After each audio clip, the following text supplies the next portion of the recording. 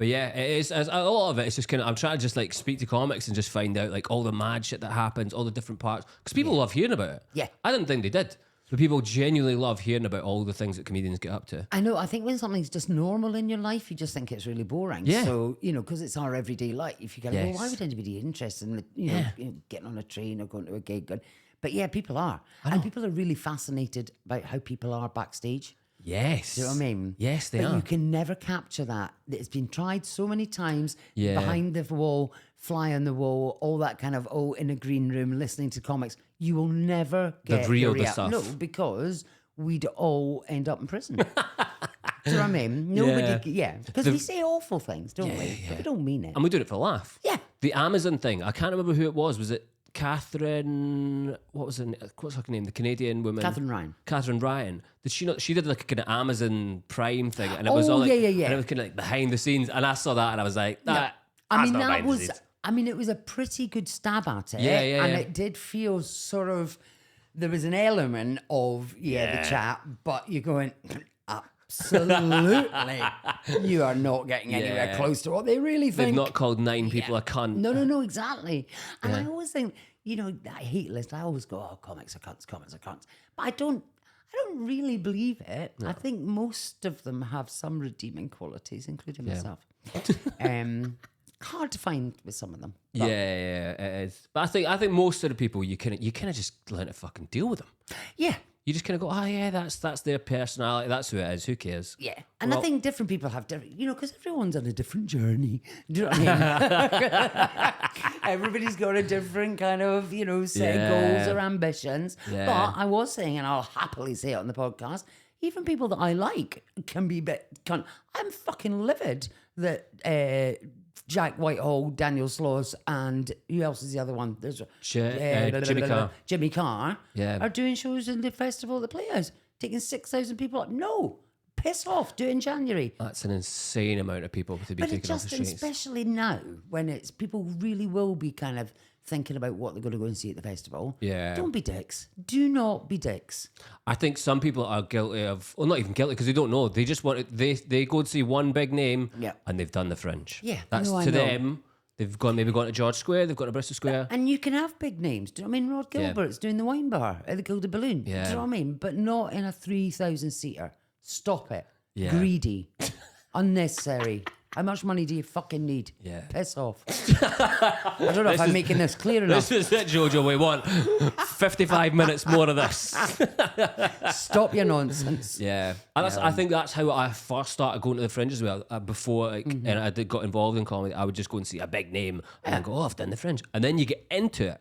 And you see all the small venues, absolutely. You take a chance on a nut job that's flagged you in the street and you go, that's it. That's absolutely. The Fringe. And it is nice to see big names. It is nice to see people on the telly.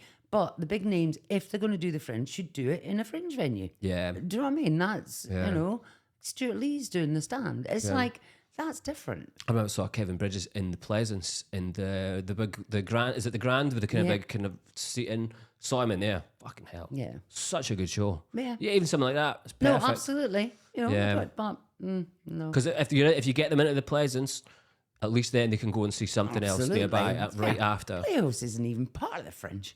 Fuck that, yeah. So, that's my moan. Moan for today. We want more of that. I'll tell you my other fucking moan for today. Yeah, that's that. We want more. We want more. And it's got nothing to do with comedy. This has got everything to do with mental health. Go for it. Or ill health. Listening to the radio, Sheffield, have you heard about this? Sheffield are putting out 6 post boxes. They've erected 6 white post boxes that people can write to their dead loved ones. What? That is insane. I'm not just... That's fucking mental. Why would anyone want to do that? I have no idea. They're not going to be able to read it. No. Where is it going to go? It's going to go into landfill, probably. And it's just going... Why are we encouraging this behavior? 6 of them as well. 6, not just one, not just a token little white box. Oh, that's quite a cutesy idea. Huh? 6 that's white mental. Post boxes so people can send letters to their dead relatives. I mean, you're more effective writing the things on Facebook. There's more chance of them seeing it on there, but not fucking in a letterbox. That's so weird. And I thought I did check the date. I thought it was April 1st. Yeah. Nope. I mean, just fucking write it and just put it somewhere else, burn it. Absolutely. Do a note on your phone or, Isn't that what praying's for? Surely. Yeah. And it, Imagine if- graveyards. It's going to make graveyards. That'll. What if someone stole all the letters and then they've got everyone's like deepest, darkest thing that they're confessing? They're like, hey, brother, I did Actually, this. you could rob one of those and then Let's just, do it, Jojo. Yeah. Let's let And it then fill up for a blackmail the week and people then that we'll have written rob them. it. Plan. I wonder if people would be stupid enough to put money in. Oh, they would. They're stupid enough to write Like, it. just encourage They're people stupid enough to donate do an anything. iPhone. You'll need this wherever you are. Oh, God. What a mad thing for Sheffield to do. But you just know when someone does something like that, Yeah. everyone copies. Yeah. I give Oh, I it know. 6 months Yeah. and someplace in like fucking Falkirk would be doing it or something like Yeah, that. yeah, And they'd no, be that'll we're be just the gonna new be thing. trying it. They'll take away actual post boxes. Yeah, exactly. Yeah. Surely the people that work for the Royal Mail are like, can we not spend this money on our wages? We didn't do anything for our Christmas party this The year. whole idea as well that people have stopped writing letters. Maybe it's a way to encourage people to write letters. I don't know. But yeah, There's got to be a better way, there's Jojo. got to be something that makes sense. I But love hearing about stuff like that. I love hearing people's just little grievances and just going like, oh, that's brilliant. Yeah. I love that. because I'm normally quite level-headed and quite calm about things, but things like that really piss me off. Absolutely just go, I'm not having it. Yeah, I do love your honesty, Jojo. You're one of the most honest people on stage. I think I've got what somebody, my friend said to me, I've got what's called career limiting honesty. Sometimes I should learn to shut the fuck up. But audiences like that, though. I think even if they disagree with what you're saying, I think they'd rather you just kind of be honest and just say like whatever you're feeling. Funnily enough, Peter Wood, you know Peter Wood? Yeah, yeah. Comic up in Aberdeen, and we've had our run-ins, and do you know what I mean? So no love lost sometimes. But he put a post up last night, and it really resonated, and he was just saying that he'd had a pretty bad gig, or it was just about whether he'd be genuine about himself or not. And it was that thing, and I kind of was like, I think you can say anything on stage if it's genuine. I think if you're trying to pretend to be genuine, it's like, you know, audiences, it's like dogs, they can smell it. So I think as long as, you know, you say it is actually coming from a place of truth and you can justify it. And if you're trying to make it funny as well. Yeah. I think a rambling, like, fucking TED talk, you're like, No, save absolutely. me for fucking... But there is so much, I think, because we keep being told that, oh, you can't laugh about that, you shouldn't laugh about that. No, we should. That's the whole point. And I think the darker it is and the more tragic it is and the horrible. But if it comes from your own experience, it can be absolutely hilarious. I think there's an element of some... So even I just went to go to my barber and he's kind of like, oh, fucking comedians can't say anything anymore. And I'm like, but they do. Yeah, they do. I think there's this huge big thing that like comedians are like, there's all this kind of limitation. No. We say, everyone says mad shit all the time in big comedy clubs, make it funny. Yeah. But people are, I think the general public think that we're all just kind of like stifled and we're all scared to say stuff. Well, but no, what I do think is happening, I think people, some comics are self-editing because I think people are trying to second guess what they think the audience may or may not get offended by. Yeah. That's a road to disaster. Yeah. It's the same way you can't try and second guess what people find funny. Yeah. So if you're going to try and say, then people are self-editing. People are, oh, I better not say that. But that's them. No one's told them to do that. They've decided. It's funny. So- Sometimes I'll write about it and I'll say to my girlfriend, I'll be like, oh, fuck, I don't know, that seems a bit like wild to say. And she'll go, say it. She always goes, and I'll go, oh, I don't know. Yeah. And then I'll say it on stage and I'll get a big laugh and I'll go, I shouldn't have doubted. I shouldn't have doubted. Yeah. Do you ever have anything, have you like had like mad gigs where it's kind of blown up or anything like that? Or you've said something?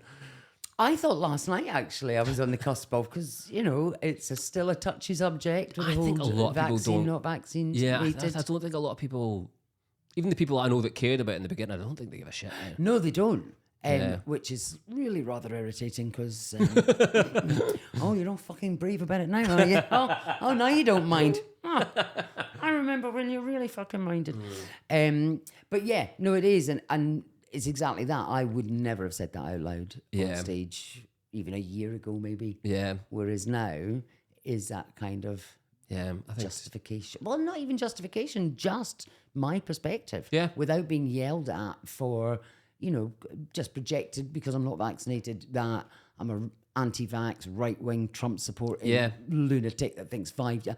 I've never thought that. Yeah. I've just wasn't convinced. And I said last night, it's like, you can judge me all you like, but, you know, if I'm not going to take instruction. If people are going to the people that make the laws break the laws. Exactly. I stop listening. Yeah, So, and that's the thing. I got the first 3.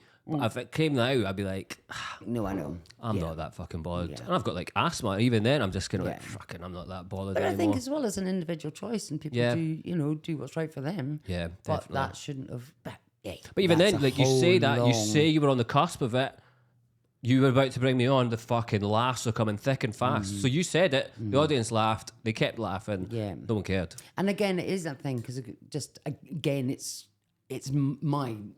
I own it, and I'm being genuine. I'm just saying that's how I feel. That's how I felt. Yeah. And there will have been people that didn't agree with me and going, "Oh my god." But they were still laughing. Yeah. If they stopped, even if they didn't laugh at that bit, they were laughing at the next bits. So, and I think there is, and I think you all, I mean, I think you can say things sometimes and go, "Oh, why did I say that?" And people do kind of go, "Why have you said that?" And go, I'm not quite sure. Shall we just forget I said that? It's funny when you're hosting and your brain kind of goes to go like, you say something and then you've said it and then you see everyone looking at you like, what the hell was that? No, I know. But it's those split-second decisions that I think makes hosting one of the most entertaining parts of the job. I see. I do love it. And It's good, just isn't going it? on with an empty head. Yes. Do you know what I mean? I love going. And people go, "What do you mean you go on?" I honestly, I mean, of course I'll fall back material, and if I'm hosting, then just before I bring someone on, I'll do a bit of material just to get people into the right sort of mindset of sort of set up punchline. But in terms of, I don't know. I have no idea. Yeah. And that is, It's freeing. yeah. It's freeing.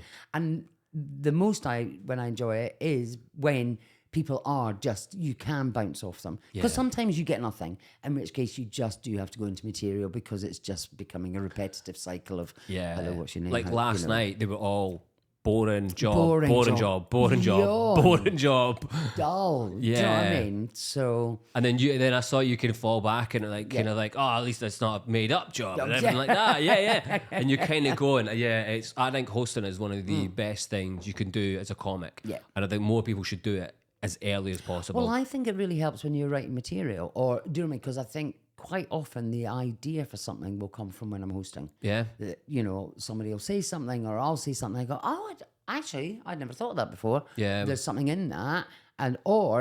You say something that then you go, oh, I've got something in my set already about that. I can add to it. So I think that's where a lot of my ideas come from. Really, from when for when I do actual sets. Yeah. That's so cool. I think just a lot of people just think everyone's just sitting at home with a notebook coming up with ideas. It can come anywhere. Yeah.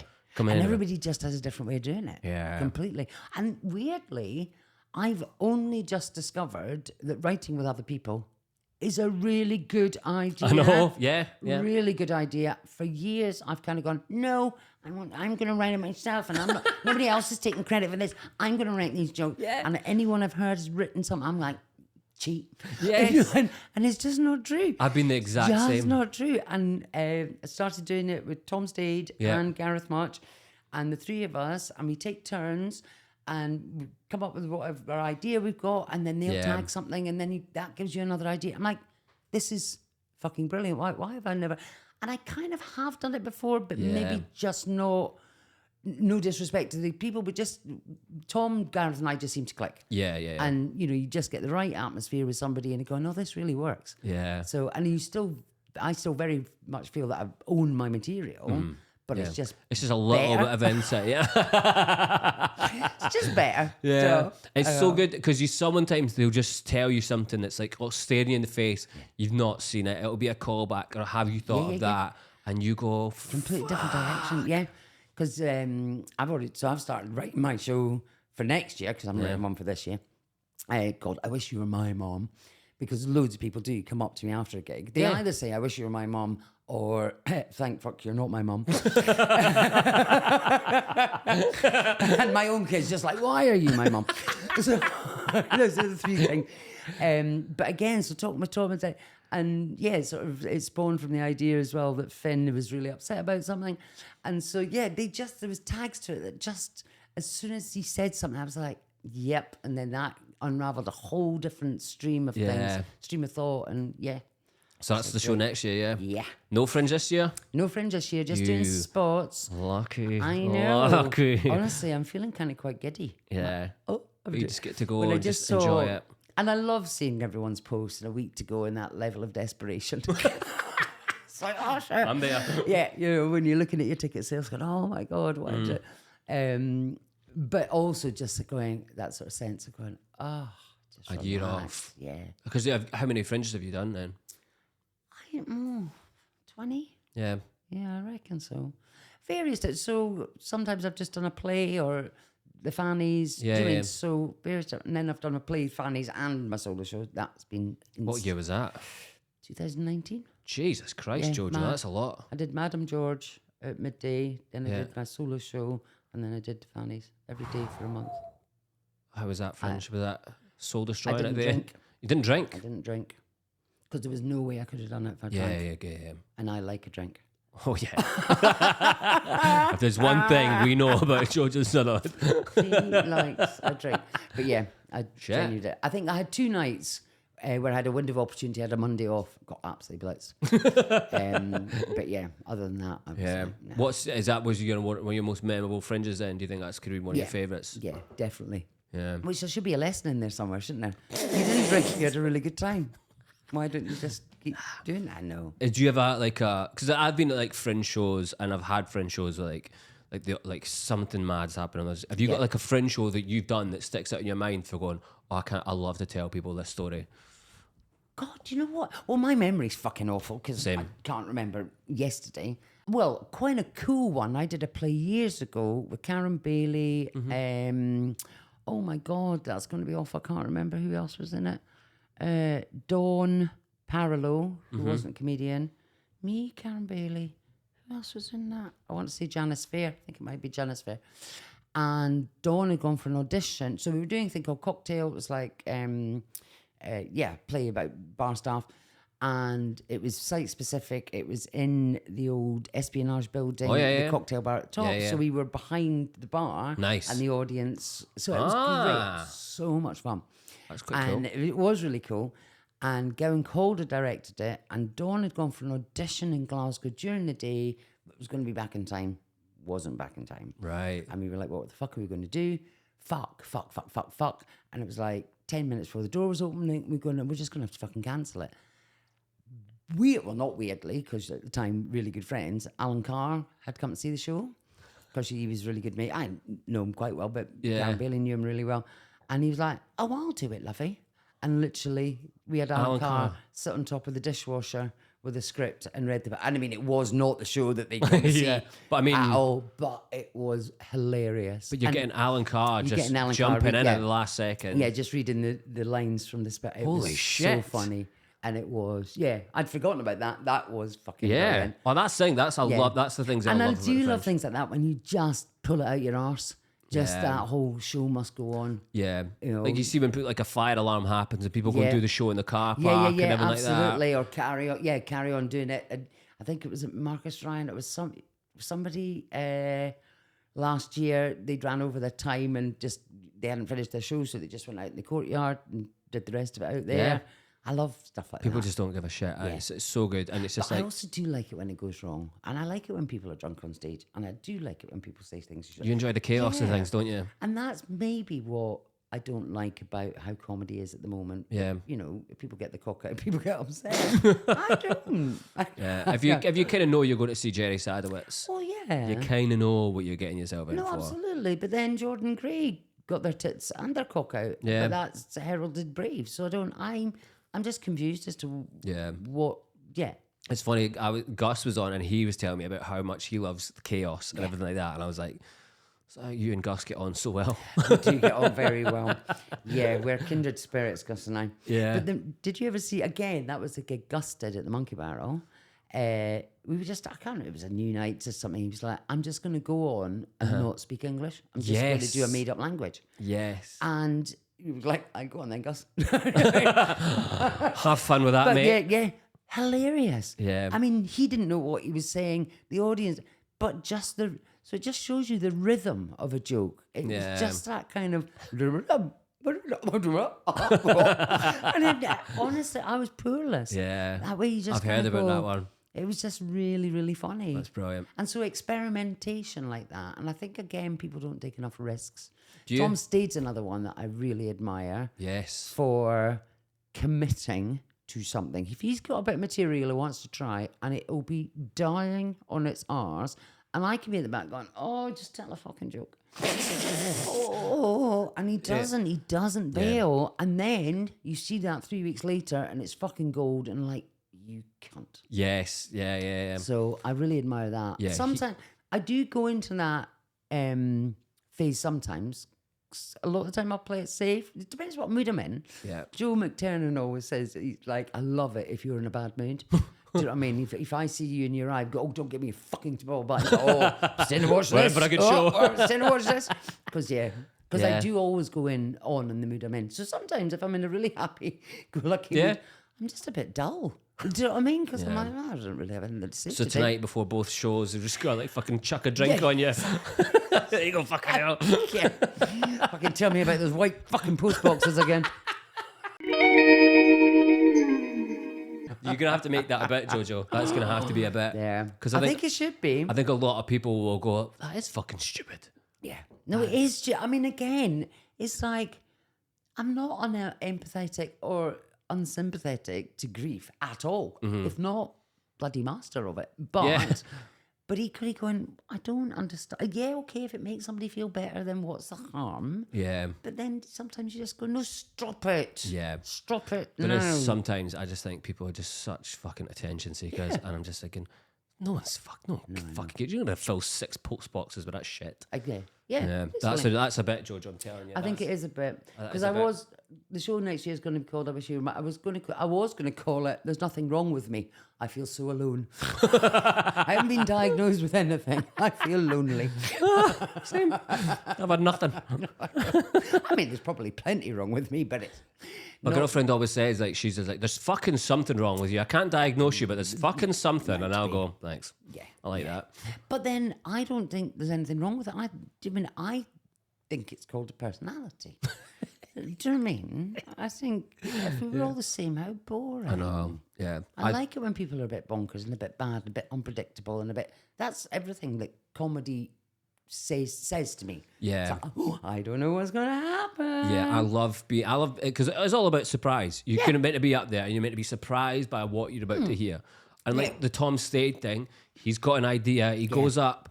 The people that saw that on the first night will come away and be like, what the hell was that? But if they stuck with it and go, you know what, he's trying shit out, comes back in 3 weeks, they'll be like, fucking hell. No, I know. I mean, but that is, to me, again, that is what stand-up is. It's like your brain, you know, the audience thinks they know what you're going to say. And then when you subvert that or do a left, you know, and they go, oh, that's what makes you laugh, is the element of surprise. Do you think it's getting harder to kind of like surprise people? Do you think, because people are really kind of comedy savvy now. Do you think it's getting harder to surprise people?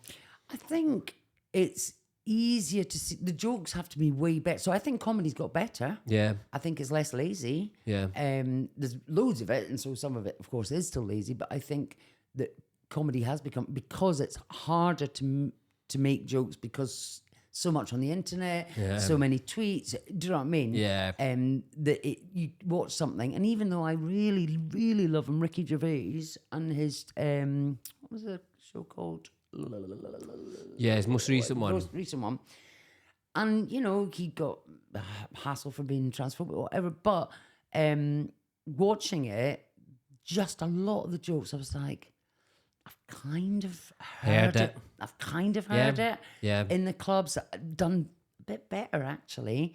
So, you know, especially when you are on really kind of topical subjects, you have to really find... You have to find a unique angle that's never been done, and that's fucking tough. Yeah. So, so sometimes you kind of, you know, I do watch comments and just go, and it's not, you know, they're doing it great, but he's still going, I know what you're going to say, or I've heard a different version of this, and you know, which is why I really like it. Like somebody like Seymour is just so surreal and silly. Yeah. Eddie Izzard, my career highlight, gigging with Eddie Izzard. Yeah, gigging with Eddie Izzard. Oh, this was recently, wasn't it? Yeah, 2 weeks ago. Yeah, shit. How was that? Amazing. Again, just silly. Yeah. Just silly. And I always sometimes I feel like a little girl, like a little kid again, when it's just nonsense and some Yeah. of it doesn't make any sense. And I just find I was sitting next to Trudy and just the two of us were just like. So what was the setup of that gig? Where did that gig take place? So Ryan Gleason, that runs the comedy station in Blackpool, Yes. has been running that gig for 25 years. Oh, so nice. it was a celebration of 25 years of the comedy station. So he put it on at the Winter Garden. So he had 2 nights. Eddie Izzard headlined the first one and Sean Walsh headlined the second. Amazing. And it was a thing, it was basically him saying, I want all my favourite acts. So I was just like, Oh, that is felt nice. really chuffed. What So was it Eddie good. like? Really lovely. Yeah. And because, again, do you know what I mean? As always, been either a woman or a man, or, so. Yeah. And was just, likes to be referred to as Eddie on stage, Susie off stage. Oh, really? Yeah. Oh, I didn't know that. If you fuck it up, I don't care. And yeah, just absolutely adorable. I was very jealous of her heels that she seemed to be able to wear. But yeah, it was just, Yeah. and I think when, with anything that is change or people trying again not to offend or walking on, people probably make more mistakes because they're busy trying not to make mistakes. Yeah. Whereas when I did talk to Susie, as I felt that, because they made it so easy. Just like, I'm like, all right, so if I fuck it up, you're not going to get cross with me. And I think that's what people, it's not that people intend to be rude or misgender or any of that kind of, I don't think people intentionally do it. No, I don't think there's probably a very extremely small minority. of course, like but the rest of anything. everyone's just like, yeah, fuck it. But I It's think the everything. rest of the time, but I think people, so terrified to make a mistake that it comes across as really kind of, ill-informed or ignorant or, And so. was Eddie doing like her best material? No, and hadn't gigged for ages, all new stuff. So again, Oh, Eddie Izzard doing new shit. absolute hats off. Do you know what I mean? Not rusty, but still, if you've not actually done stand up for a while, we all know that it takes a little bit of time. yeah. And so so again, Oh, just that's so cool, Jojo. so That's seeing brilliant. something that wasn't particularly do you know what I mean? It was obviously new, Yeah. but then I love that. I kind of go, I wonder Yeah. where that will develop into. Yeah, I love it. Yeah, new material nights for like professional. I mean, new material nights like your kind of Red Rob, and you see people like that's not always the best stuff. But when you see like pros, people doing it, when they try new stuff and you hear them taking big swings, Yeah. No, it is. nothing like It it. is gorgeous, isn't it? Yeah. Sometimes it's better than seeing the finished product. yeah. Because So I got to open for Tom doing one of his gigs in Glasgow like a few months back. Yeah. And before I went up, Much said to me before he went, Tom loves it when you do new stuff. He was just like, he will fucking really love it if you do new stuff. Yeah. And I said to him before, I went, sorry if I just do new. And he was like, do as much as you want. I was like, fuck. yeah, And you're kind of like, it feels like he kind of takes the pressure off. absolutely. It feels like he wouldn't mind you failing. Well, this is the other thing, and what I always think when I used to do stuff for Tom Stade was exactly that. In my head, I was like, "This is Tom Stade's audience, so I can say whatever the fuck I want." Do you know what I mean? It was a real sense of freedom, Yeah. and learning that they're not there to see me. There's, it's the same with doing Jonathan Pie warm up. They're not saying. So if you're just a little bit not shit, then they go, "Oh, that was." She wasn't shit. So, and if you are shit, going, well, she was shit. Of course she was. It was a warm up. Yeah. So it's No a win. pressure. Yeah. How's the Jonathan Pie tour? I I've- love it. Yeah. I think I spoke to you about it not long after you'd done it. But yeah, I mean, for this, let's talk about it. I know, Because it was very cool. It is very cool. And then he's going out on tour again next year, January, February, March. Will you be there? And I'll be there. Because Ah, I was brilliant. going to go to Australia. And then Tom, who is Jonathan Pie, I was like, why are you having the tour when I'm in Australia? And he was like, you're not going to Australia. I was like, no, I am going to Australia. He was like, no, but my tour's on. And I was like, but... and then basically his fiancée went, you're not going to Australia. I'm not going to Australia. You're like, fair enough. So that was That's nice. pretty cool.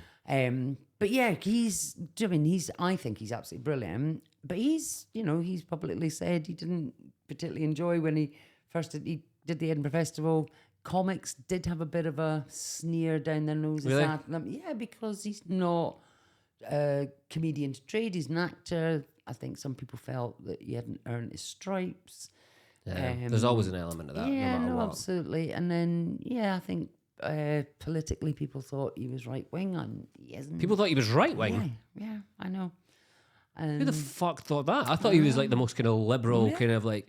But he's so liberal and left wing, but takes a pop at left wing. Like that, I think that's it. Which I think that's is really healthy. But yeah, there's so many of that. But some people are just so defensive. Some people base their personality on a political party.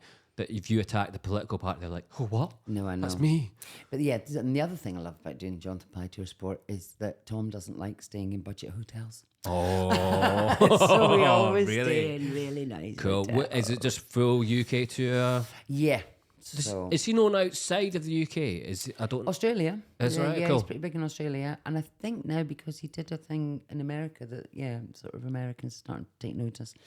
But this tour I'm really looking forward because the last one was great, but it was geographically a nightmare because it had been reprogrammed 3 times because of the COVID thing. So, I mean, not as bad as going from Aberdeen to Dorset, but not far off. Yeah. So it was just wherever you could get the dates in, and it was exhausting, and we were absolutely fucked. And and Tom wasn't sleeping well, and I mean, it was still fun. Yeah. But it felt like a bit of a slog at some point. And this one's going to be Whereas a bit this more smooth. one is 2 nights in Birmingham, 2 nights in Sheffield. So we're just Oh, that's a good 2-night one as well because so you're not doing having to 2 do night, a travel next and second it day. makes much more sense, just sort of wanting them. Oh, that's cool. So we'll be in the van with Ben, so our tour manager. Oh, do you just drive around everywhere? Yeah. For most of it, when it's like that, yeah. Nice. Or train, but yeah. So That's very really cool, looking forward to Jojo. it. You've done a lot of cool gigs, to be fair, over the years. I've been quite lucky. Yeah. What would you say is your kind of one that you kind of? Eddie Izzard's got to take it now. Is Eddie Izzard the number one? Yeah, definitely. Just because that's the comic I've always been obsessed with. So, Rory, my son, bought me 7. He's the only person I've gone to see in an arena, even though I don't agree with comics in arenas. Yeah. I made an exception for Eddie Izzard. Yeah, I've just always, so to then, and also to, this sounds really wanky, but also to be on a bill with him, but not feel out of place. Yeah. Do you know what I mean? I have been on gigs where I've gone, the fuck did you get this? Do you know what I mean? You really locked it. Do you know what I mean? Yeah, so yeah, kind of yeah. going, I'm out of my depth. I didn't feel out of my depth. And Yeah, that was, you wouldn't be. There's so no one. it I don't was- think anyone would look at that lineup and go, "What the fuck is Jojo doing there?" So that was a nice feeling as well. To Nice. kind of, So that's the best gig. that's the best gig. Other end of the spectrum. What's been your one? You go, fuck me, that was atrocious. Because I think that's a lot of people. A lot of them. It's a lot of them. A lot of them. Yeah. Do you know what? I think, again, though, they always say that. No, you learn from the bad gigs, but you do. It still makes me laugh. When I Fringe years ago, I always did things the wrong way round. So I was doing the free festival gigs, way before anybody was doing the free festival gigs, Right. and it was all a bit frowned upon. It just like, you're not really a comic if you're doing the free bucket shows, right? And then, so I did them. Then I got offered the Stand, and I was proper venue at midday. Yeah. Before it became really cool to do gigs at lunchtime. Bridget Christie made it cool to do lunchtime gigs. So I did that before it was cool. Then I went, so I did the Stand for years. Then I did the Gilded Blue. I did the big 4. Just before everybody decided, no, they're all going back to the free gigs. So I was like, I've always just fucked up. But when I first did the Stand that first year, no sales, 7 people, 5 people, 3 people, just painful. Do you know what I mean?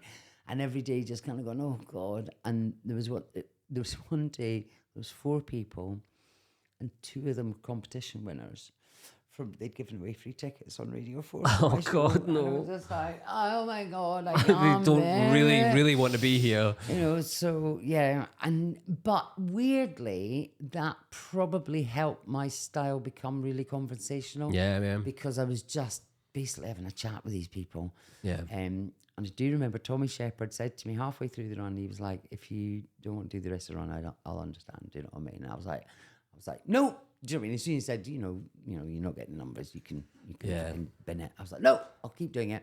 And I remember at the rap party, he gave me a card with 50 quid in it, saying, this is because of your guts, determination, and sheer bloody stubbornness.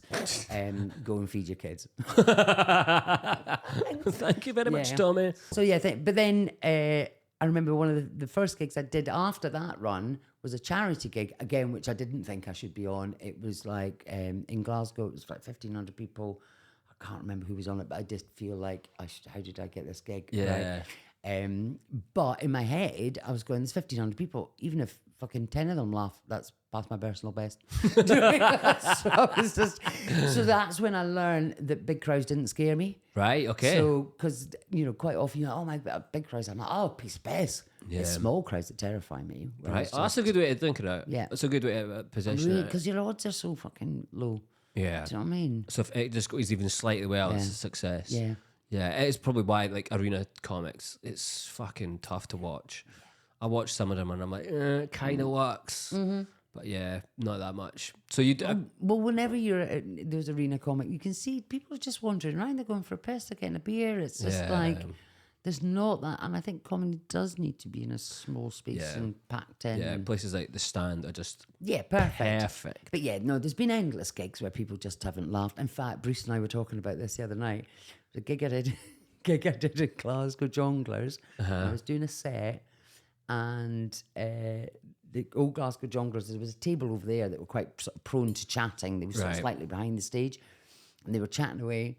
And I'd done about 15 minutes. She went, do 20. I'd done 15 minutes. And they were just chatting away, and I was like, blah, blah. I was like, well, what can you stop talking, blah, blah, blah. And I said to them, if you watch reality TV, and one of them went, rather be watching TV than watching you. I was like, fucking hell. And that way, sometimes I do just lose the plot. And I just stuck the mic back in the stand and went, go fuck yourselves. I don't need this shit. And I was like, I said to Andy, the show manager, Andy, shove your fucking show report up your arse. I had this massive rant. Ended up I did 20 minutes. And then as I came off stage, Bruce Stefflin, the line of my life, Bruce Stefflin said to me, you should have just come off at 15 instead of padding it out with your suicide note.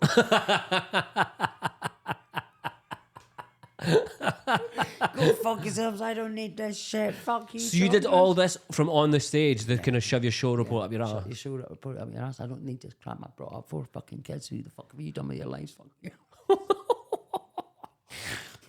Absolute meltdown. Oh, fuck. But yeah, it felt great. Oh yeah, it would. Yeah, and I think it's one of the best jobs in the world because you can tell the audience, the customers, to go and fuck themselves. Yeah, and I do. And again, it's not from a place of I think I'm better than anybody else. I just am like, no. And I did a gig in London, Comedy Unleashed, and they put up the video. And Gareth had spotted. He said, "Oh, blah, blah," and there was loads of comments. Most of them pretty positive. There was one guy that was just relentless, going, "Women aren't funny," da, da, da, da. And just banging on. And I just I couldn't help myself. Since like, you have made my day. Do you know what I mean?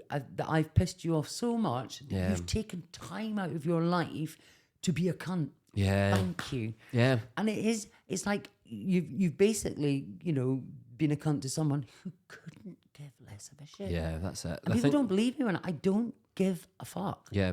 You got to have a thick skin and just not, who gives a shit about this? But also just because of the reality of life. Do you know what I mean? So, I did the show about Rory, him going to prison. And do you mean, when I look at what's actually happened to me in, proper emotion, things that have really scared me or upset me. Yeah. Somebody not liking me in a comedy club that won't even fucking remember who I am 10 minutes later. Do you think I care? Or an online comment. It's just like how tragic you have to be in your life to go and write that. Yeah. Like as if we're ever going to care what you think. Yeah. Yeah. But I do like the idea that they think that I'll care. So that really cheers me up. I go, oh, you think I'll care? And I don't give a fuck. How wonderful. I can't remember how I said it. You perform for the troops as well. Yeah, I'm going in next 2 weeks. Are you doing it again? Estonia, yeah. Where? Oh, in Estonia? Holy shit. Talent to do gigs For the military, yeah, on this What are they like? 18th to the 21st of August. What are those gigs like? No one on the podcast has ever talked about Do you doing them know before. what? Genuinely, so I used to do the CSE gigs out in Cyprus. So they'd fly them back from Afghan and Iraq, and so it was decompression. So basically, All right, okay, so it was to stop off 24 hours. They get a movie, they get comedy, they get music, they get 4 beers, and then just chill out, and then go back and beat your wives. No.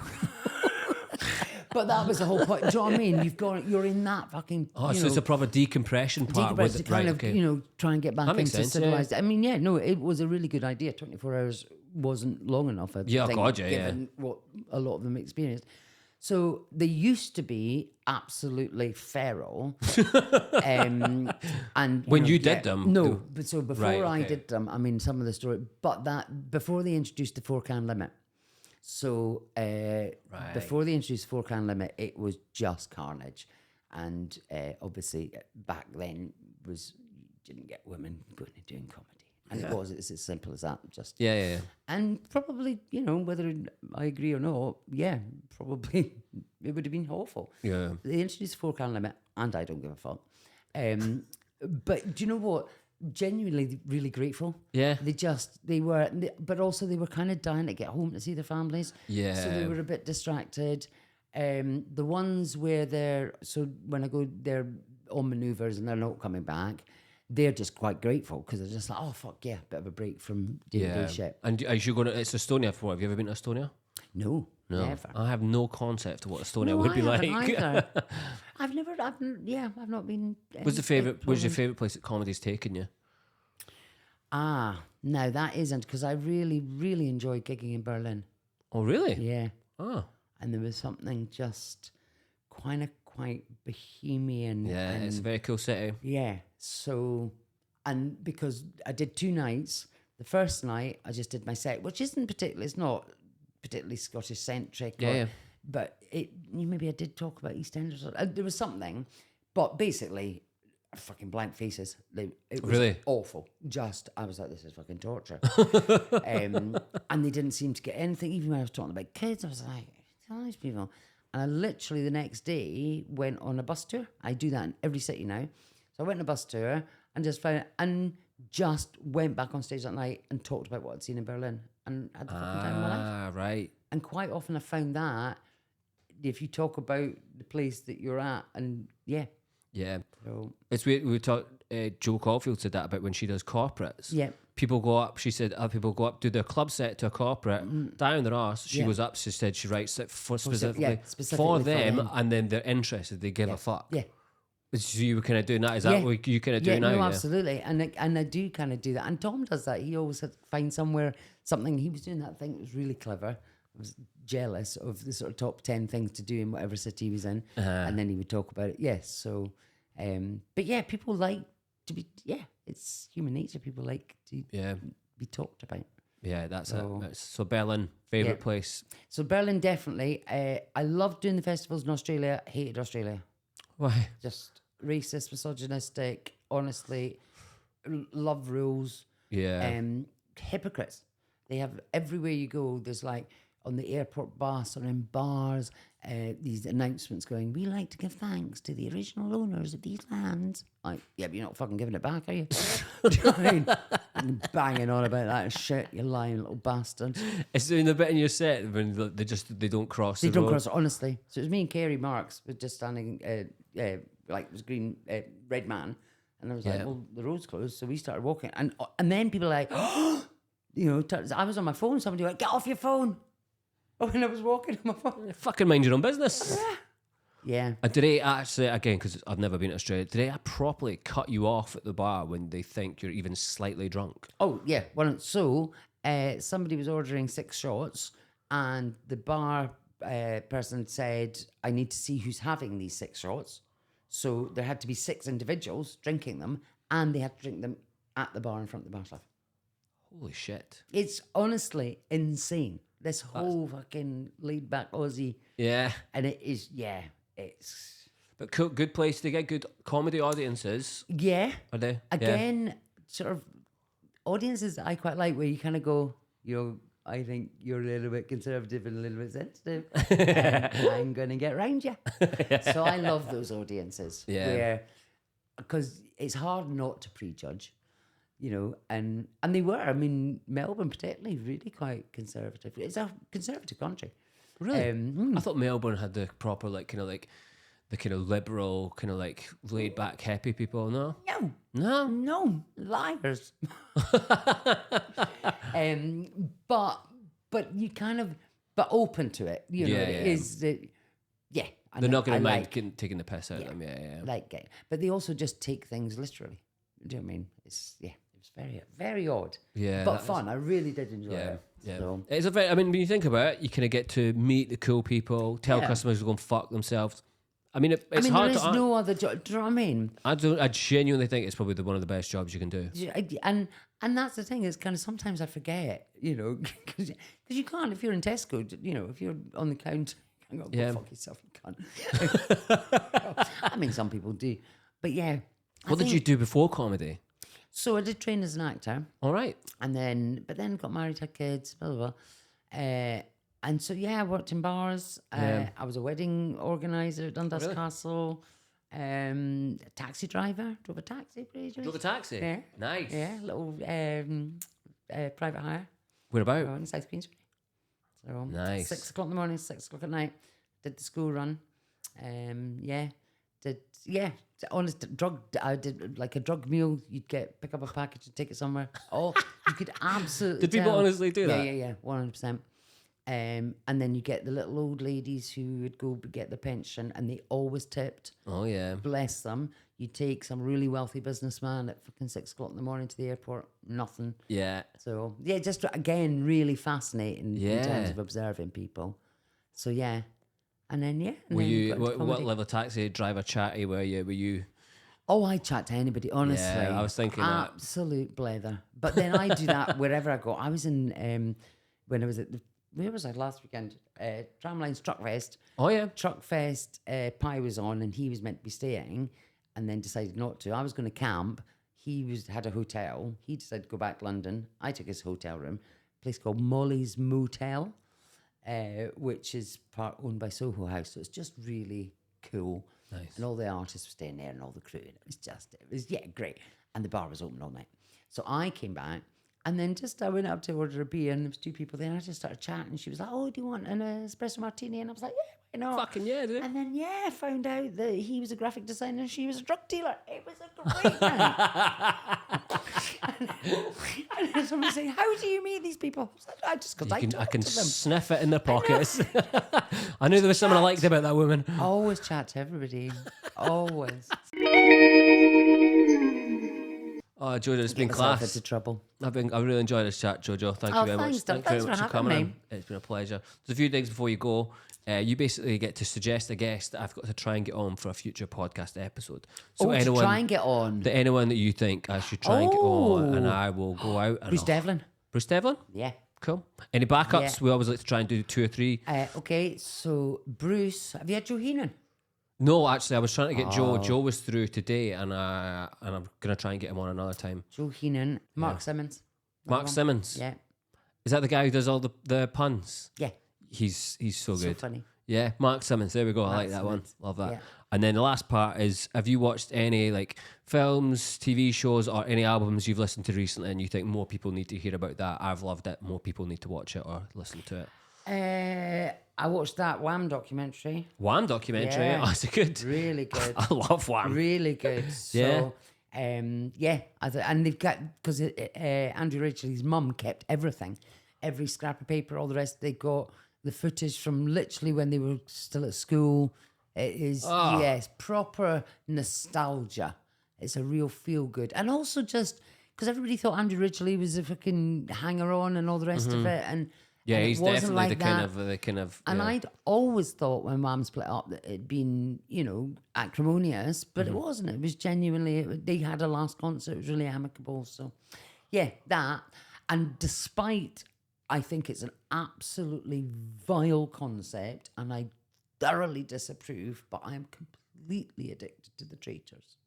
Oh yeah, The Traitors. And now I'm watching the Australian one. My brother texted me the other day. He's like, "You need to watch the Australian one." Great. Yeah, that's literally. I'm gonna watch that. And I mean, I completely disapprove. I Yeah. think it's horrible. I think it's human nature at its worst.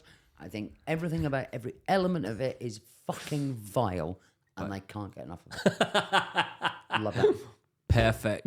Love that, Jojo. Love that so much. Thank you very much for coming in, Thank Jojo. you, Pleasure to have you on. And I'll see you later, but we're about to go and Yeah, do a we're gig. going to do a gig. Let's go and do that gig. Yeah, let's go be funny or not. You just never know. Thank you very much, Jojo. Cheers. Goodbye. Bye.